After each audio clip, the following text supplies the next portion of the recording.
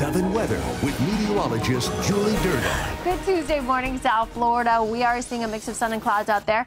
Now, with our wind flow moving off the ocean, we will continue to see the clouds roll in, and we could see a chance of an isolated shower. We saw some isolated showers on the radar earlier this morning that affected portions of Miami-Dade and Broward. It looks as though most of that has dissipated. We have one cell just down by the lower Keys. Let's talk about these temperatures.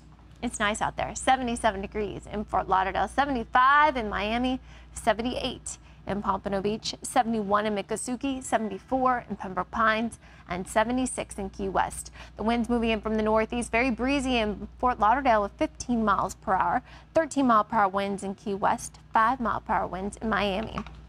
Take a look at what's going on. We have high pressure to the north, and that's providing for our wind flow to move in from the northeast. We could see a chance of a stray shower or two because of that onshore breeze. But to the east of us, we have newly formed subtropical storm Sean. Look at all the moisture in the mid to upper levels of the atmosphere with this system. Notice we have dry air in place. That's because high pressure will continue to build over the state, providing for that dry air to sink down here at the surface, and that will suppress any widespread chance of storms. Now, with Sean to the east of us, we're under a very tight pressure gradient between the two air masses, so we will stay windy.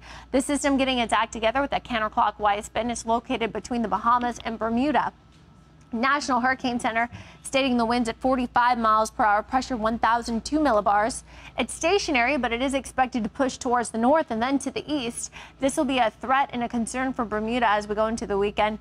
It's currently 445 miles southwest of Bermuda. Now, it is a subtropical storm. A lot of you are asking, what does that mean? Well, yesterday, the system was a non-tropical low. That meant the center was actually cold. Well, for it to be a tropical storm, it has to have a warm center with winds over 39 miles per hour. You notice on the advisory, it's at 45 miles per hour. So therefore, the mixing is causing it to be a hybrid system with a mix of a regular low and a tropical storm. There is that potential for the system to become a complete warm center system in the next 48 hours. So we'll keep our eyes on it.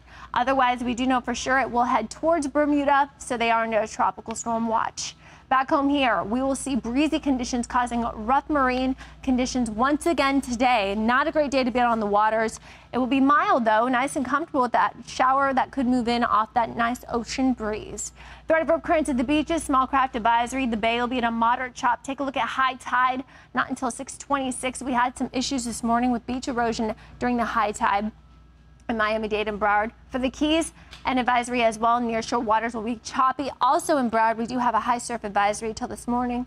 Highs today will be in the lower 80s with a speedy shower. Lows in the mid to upper 60s. We'll do it all over again for your Wednesday. And then we have a dry front moving in by the end of the week, dropping our temperatures to the upper 70s for Friday and Saturday. Have a great Tuesday.